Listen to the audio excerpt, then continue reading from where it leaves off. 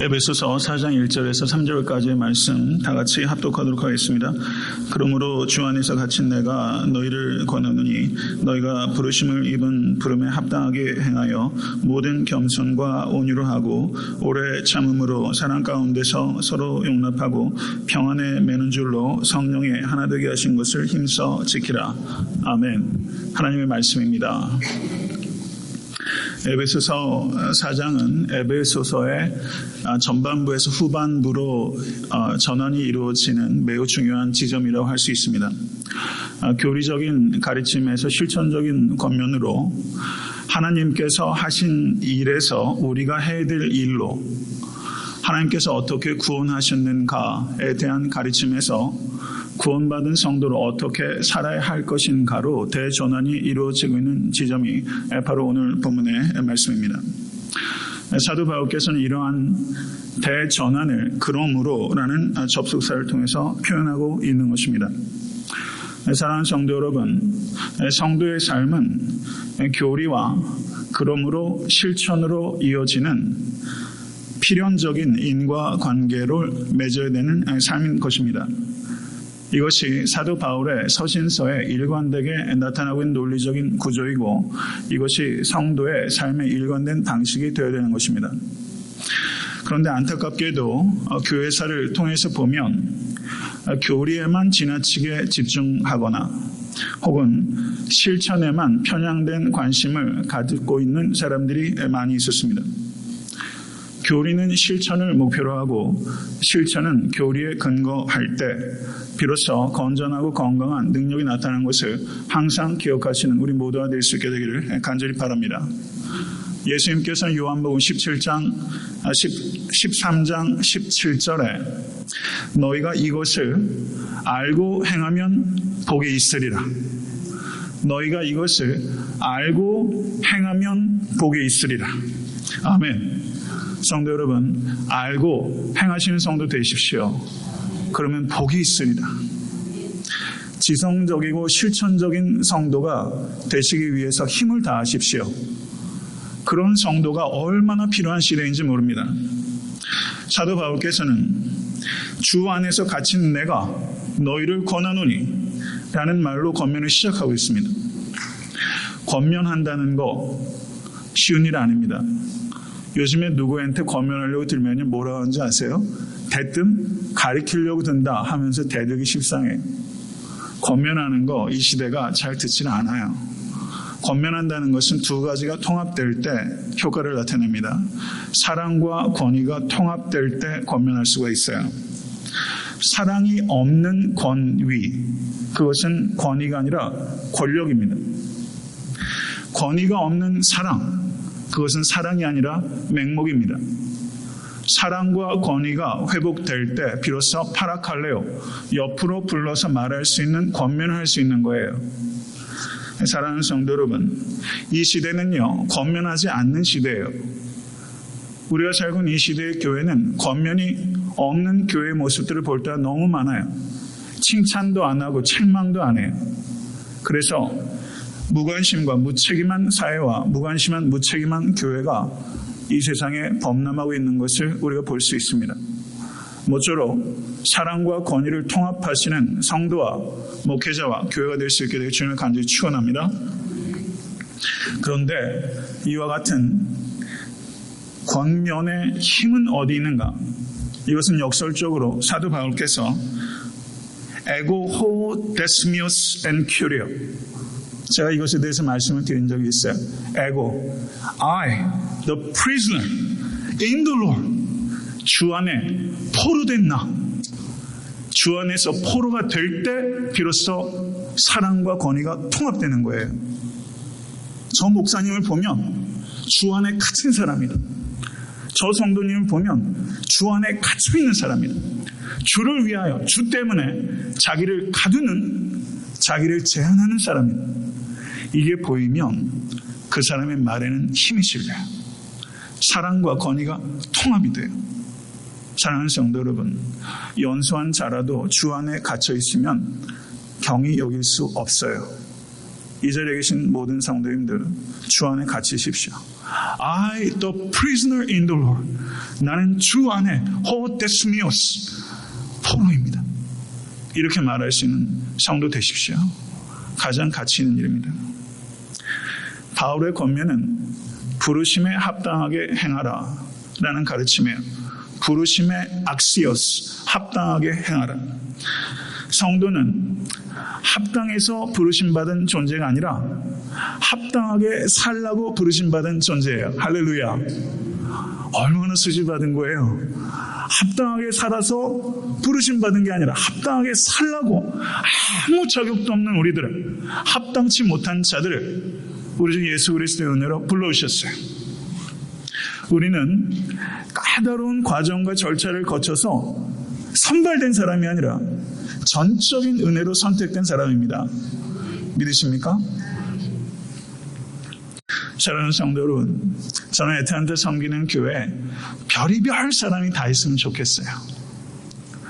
별의별 사람이 다 있네 이렇게 하는 게 아니라 별의별 사람이 다 있으면 좋겠어요. 우리 교회에 별의별 사람이 다 있어야 건강한 교회예요. 물론 별의별 사람이 다 있으면 그 별에 찔리죠. 근데 별의별 사람이 다 있어야 교회예요. 교회는 꽤 괜찮은 사람들만 있는 그런 이상적인 공동체가 아니에요. 꽤 괜찮은 사람들만 있는 건 교회가 아닙니다. 사랑하는 성도 여러분, 우리의 목표는요, 그리스도의 장성한 분량까지 자라는 것입니다. 정말 그런 목표가 있으시면 한번 크게 한번 아멘 해보세요. 그리스도의 장성한 분량까지 자라는 게 우리의 목표예요. 아멘.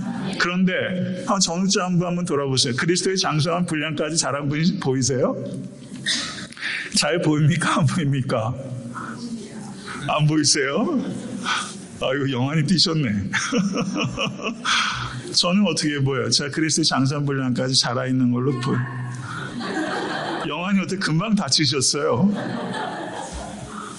그리스도의 장성한 분량까지 자란 목회자를 보기도 참 어려운 시대잖아요.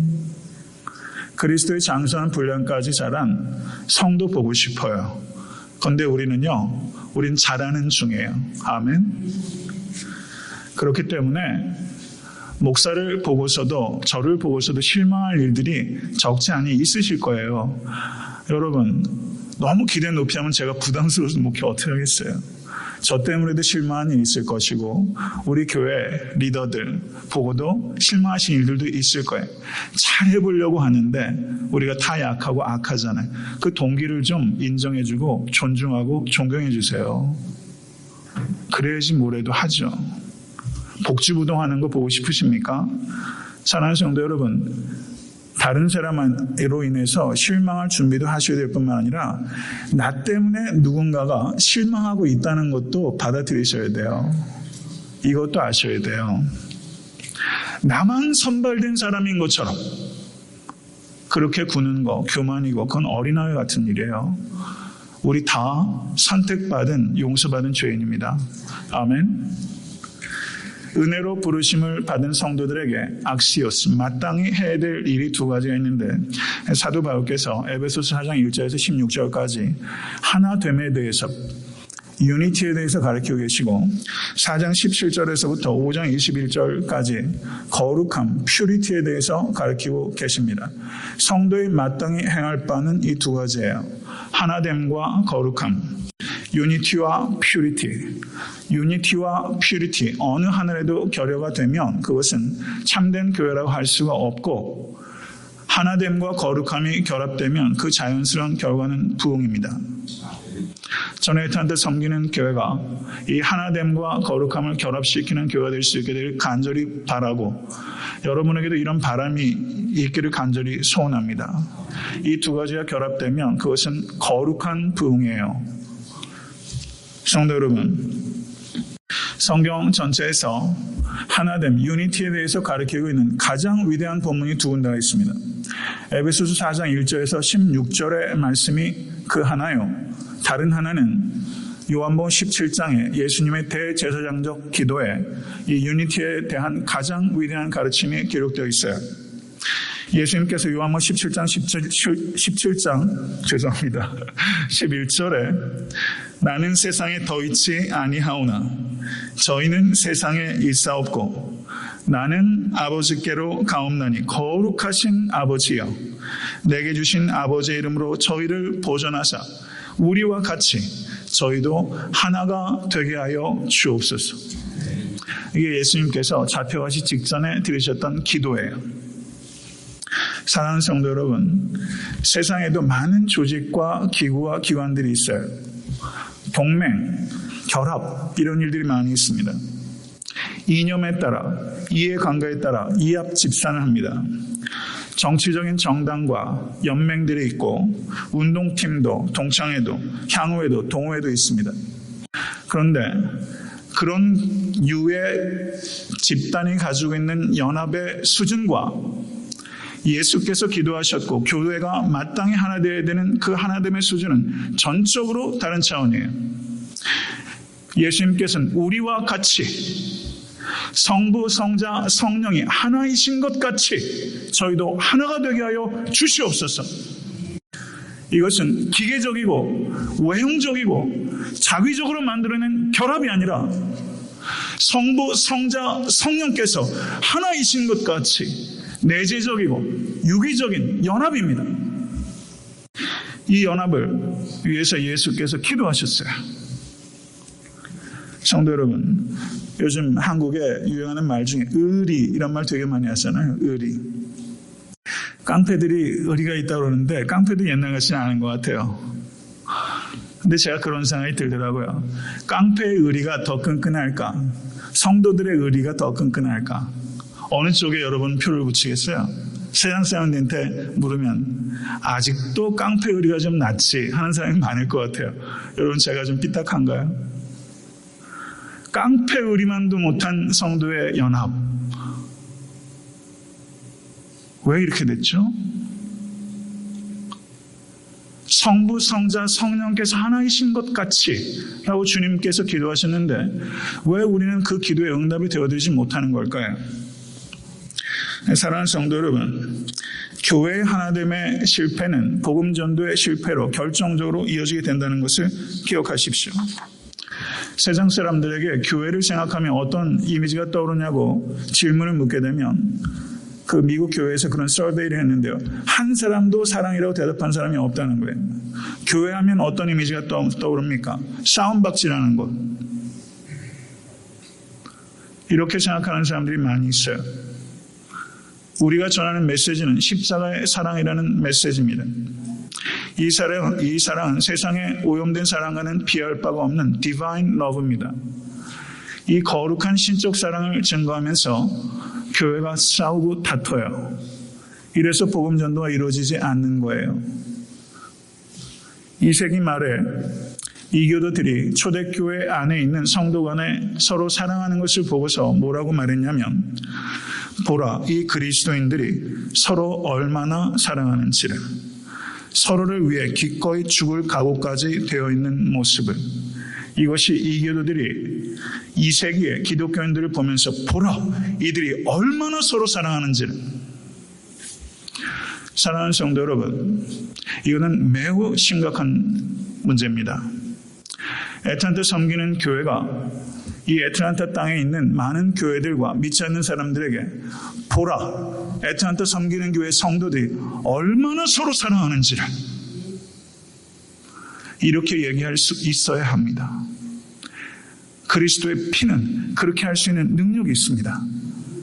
정말 그렇게 할 수 있는, 말할 수 있는 교회가 되기 위해서는 우리 한 사람 한 사람이 사랑에 수고를 하지 않고는 절대 이루어지지 않아요. 그럼 교회가 교회답지 못한 거예요. 사랑하는 성도 여러분, 사도 바울께서 교리에서 실천으로 넘어가는 대전환을 하면서 첫 번째 가르침이 뭡니까? 힘써 하나됨을 지키라는 거예요. 첫 번째 권면이 힘써 하나됨을 지키라는 거예요. 교회가 커지라 라고 얘기하는 법이 없어요. 교회가 힘써 하나됨을 지키라. 이것이 첫 번째 권면이에요. 여기에서 힘써 지키라 라고 말했을 때 힘써란 단어가 가지고 있는 의미는 이 단어가 스푸다조라는 단어인데요. 이 단어는 번역으로 힘써라는 말로 우리가 번역했지만 이 의미를 충분히 담지 못해요. 영어 번역도 마찬가지. 영어 번역은 eager라고 번역했어요. 그 번역에 담기지 않아요. 성경 원어의 뜻이. 그 성경 원어 스푸다조라는 말의 뜻은 이런 것입니다. 서둘러라는 뜻이 있어요. 서둘러 열정을 가지고 이성과 감정과 의지와 육체적인 힘까지도 다 동원하여 온갖 노력을 기울이다. 이 뜻이 스푸다조라는 말 안에 있는 거예요. 사랑하는 성도 여러분, 이 스푸다조라는 말의 뜻은 그러므로 시급함, 중요함 두 가지를 담고 있는 거예요. 서둘러. 시급하고 중요한 일은 하나됨을 지키는 것입니다. 교회에서 우리가 해야 되는, 저를 따라하세요. 최우선적인 노력, 최선의 노력. 교회가 최우선적인 노력 그리고 최선의 노력을 쏟아 부어야 되는 것은 하나됨을 힘써 지키는 것입니다. 아멘. 저는 말씀에 근거해서 정확하게 표현하고 있는 거예요.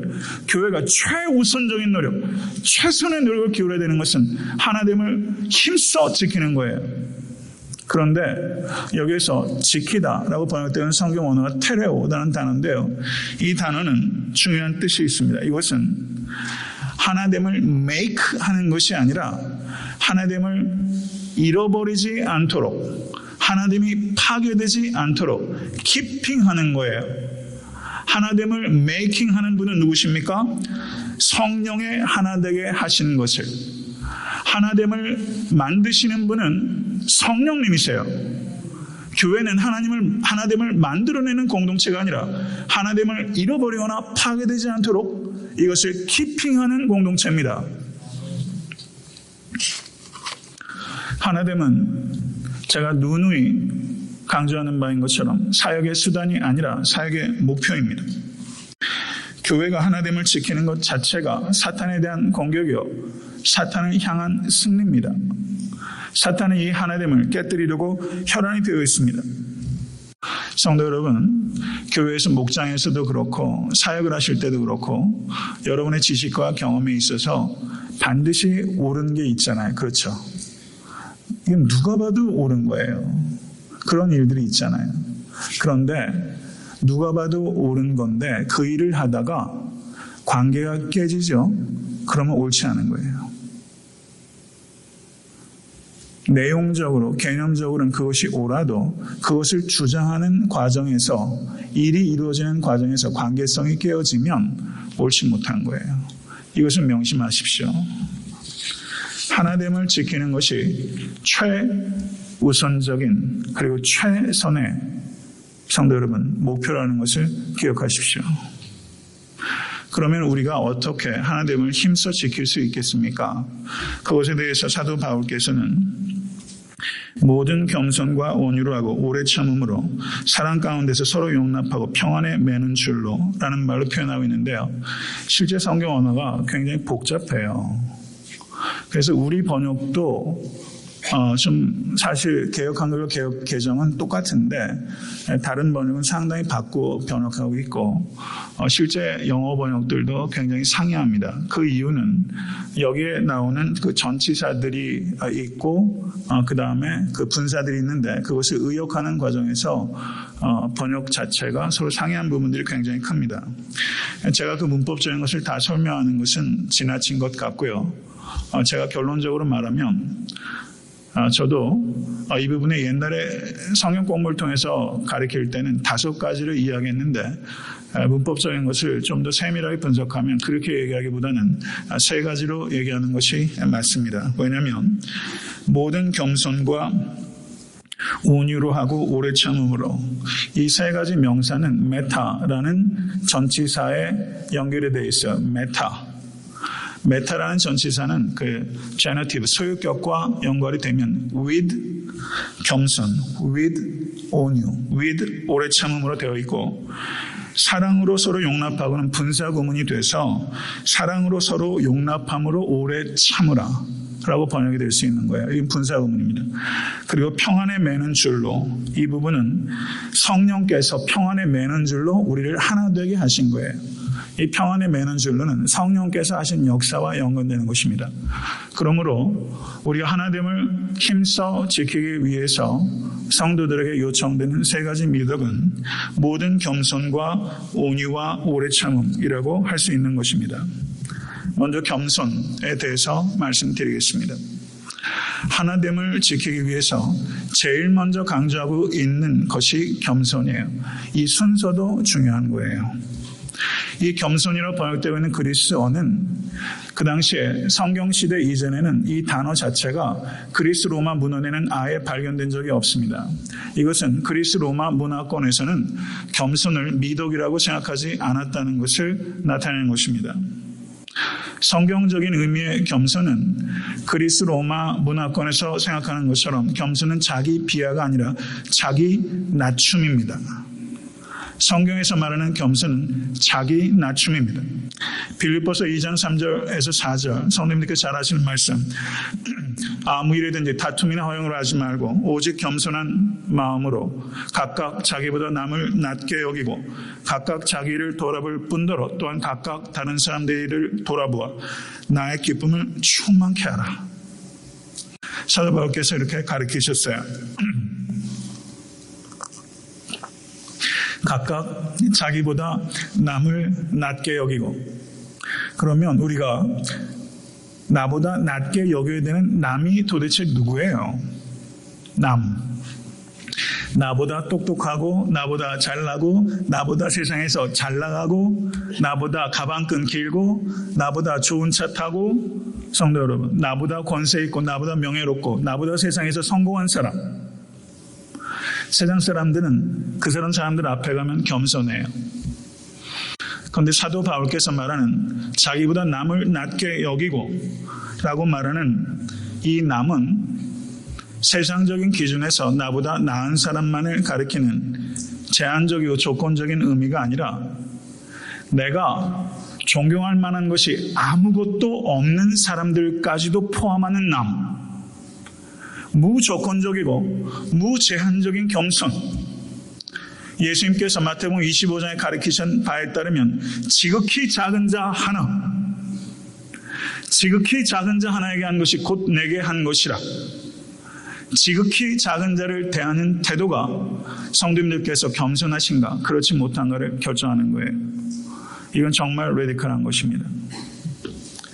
사도 바울께서 이것을 강조하기 위해서 오늘 본문에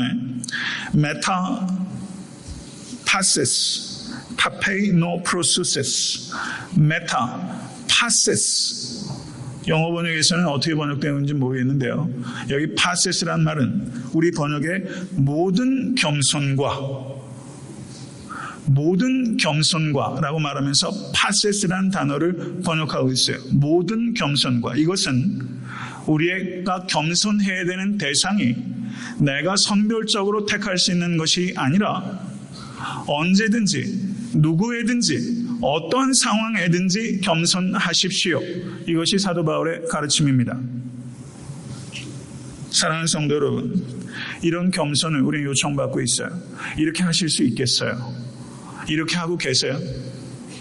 우리가 얼마나 겸손하지 못하다면요, 요즘은 보세요. 교권도 다 무너지고요, 스승 앞에서도 겸손하지 못하고요, 연장자 앞에서도 젊은 사람들이 불손하기 짝이 없고요, 마땅히 겸손해야 될 대상 앞에서 우리가 교만하게 이런 말할 수 없어요. 나라의 대통령이 뭐 이거 이웃집 누구만도 못하게 취급되고 정권이 뭐 바뀌든 안 바뀌든 상관없이요, 세상에 존경받는 사람이 한 사람도 없어요. 겸손하지 않아요. 그러하니 지극히 작은 자 앞에서 겸손한 사람 정말 찾아보기 힘듭니다. 사랑하는 성도 여러분, 1000명 목회하는 목회자나 10,000명 목회하는 목회자나 10명과 함께 목회하는 목회자나 성도 여러분 동일하게 대하십시오. 목회자가 목회하는 교회 크기에 따라서 그 사람 앞에서 대하는 태도가 바뀌는 것 얄팍한 짓이에요. 성도 여러분, 한 사람을 놓고도 목회하더라도 그 영혼을 아끼고 사랑하고 기도하는 목회자 존중해 주실 수 있게 되기를 바랍니다.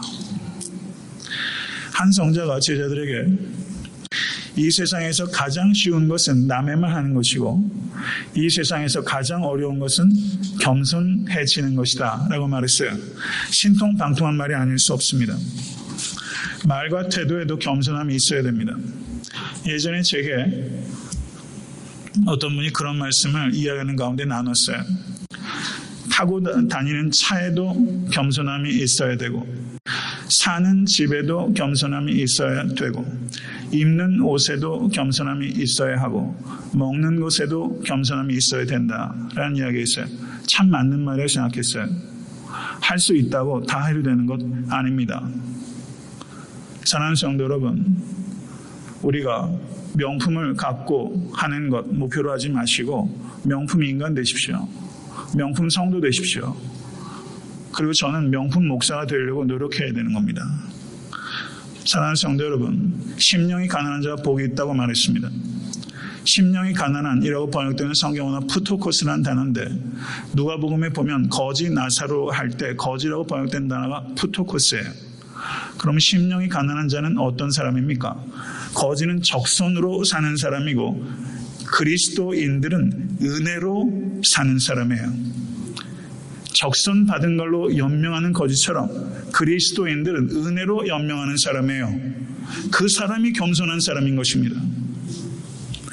다른 사람과 비교를 통해서 나는 부자고 다른 사람과 비교를 통해서 나는 가난하다고 말하는 것이 아니라 하나님 앞에서 나는 가난한 사람입니다 라고 말하는 사람이 심령이 가난한 사람이에요. 내가 누구인지, 내가 무슨 능력이 있는지, 내가 얼마나 가지고 있는지 상관없이 하나님 앞에서 나는 절대 가난한 사람이고 하나님의 은혜가 아니고서 나는 살 수 없는 사람이라는 것을 고백하는 사람.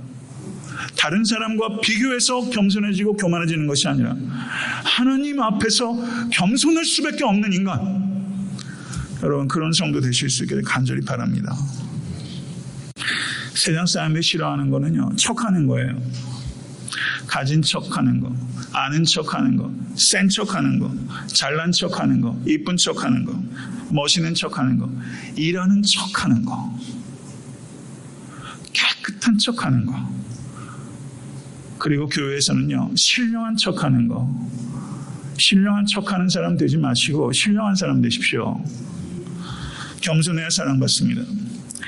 2001년도에 작고한 동화작가 중에 정채봉이라는 분이 있어요.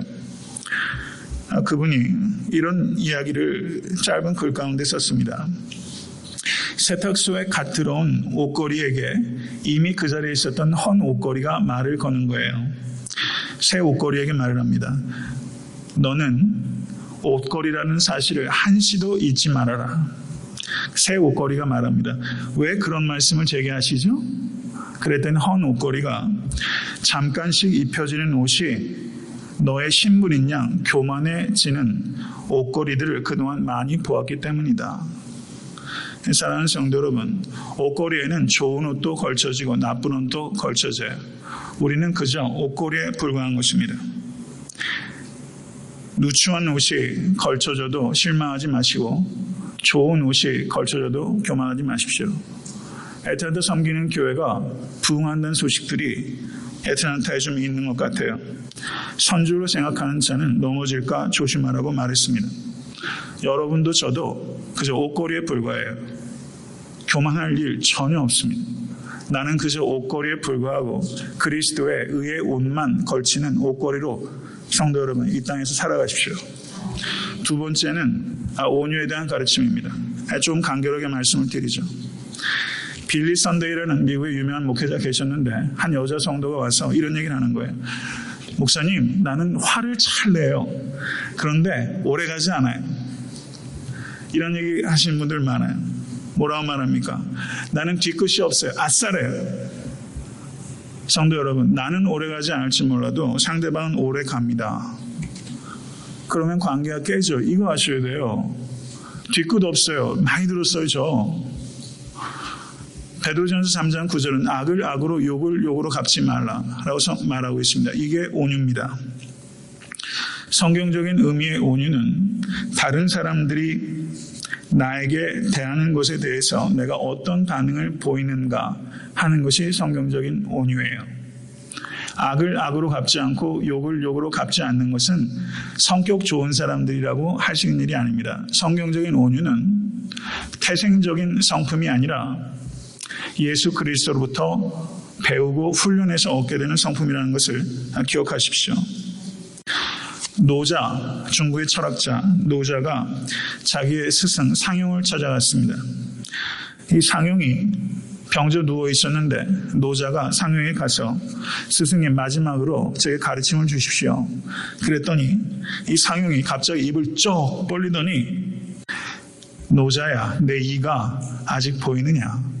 그랬더니 노자가 스승님 안이 보입니다. 그 노자가 왜 안 보이느냐? 아니 상용이 다 빠져서 안 보입니다. 그랬더니 이 스승이 다시 입을 다물었다가 벌리면서 노자야 내 혀는 보이느냐? 그랬더니 예 스승님 보입니다. 그랬더니 상용이 눈을 지그시 감더니 이렇게 말했다는 것입니다. 강한 것이 먼저 없어지고 부드러운 것이 남는다. 사랑하는 성도 여러분, 교회 내에서 강한 이빨 되지 마십시오. 물어뜯는 이빨 되지 마시고 감싸는 혀와 같이 되실 수 있게 되기를 주님의 이름으로 간절히 축원합니다. 그런데 이 온유함은요, 성경에서 말하는 이 온유는 성령의 열매입니다. 이 온유라고 번역되고 있는 성경 원어가 프라우테스라는 단어인데 이것은 야생마를 길들일 때 사용되는 단어예요. 말 타보신 적 있으세요? 그냥 말도 타기 어려운데 야생마를 길들이려면 어떻게 됩니까? 야생말 타다 보면 냅다 차는 발에 갈비뼈가 부러지기도 하고 말 위에 올라갔다 떨어지게 되면 팔도 부러지고 그리고 잘못하면 말의 배설물에 온몸을 뒤집어 쓰기도 해요. 그런 노동을 통해서 야생마를 길들이는 거예요. 우리의 마음속에 있는 야생마를 길들이기 위해서는 그런 노동을 하지 않으면 훈련되지 않습니다. 모쪼록 온유해지기 위해서 부단히 훈련하십시오. 그래서 공동체 하나됨을 증진시키는 모든 성도 되실 수 있게 되기를 주님의 간절히 축원합니다. 세 번째, 하나됨을 이루기 위해서 우리에게 필요한 미덕은 오래 참음, long suffering입니다. 오래 참음은 하나님의 성품입니다. 데살로니가전서 5장 14절에 이르기를 규모 없는 자들을 권계하며 마음이 약한 자들을 안위하고 힘이 없는 자들을 붙들어주며 모든 사람을 대하여 오래 참으라 라고 말씀합니다. 게으른 사람 대할 때 오래 참기 어려워요. 약하고 힘이 없는 사람 대해서 오래 참기 어렵습니다. 사도 바울의 권면은 항상 어려운 게 있어요.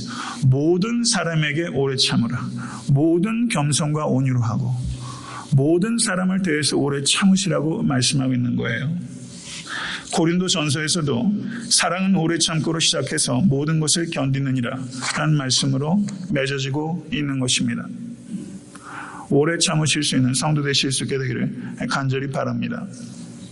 노아가 술에 취해서 벌거벗었을 때 성도 여러분, 함은 어떻게 했습니까?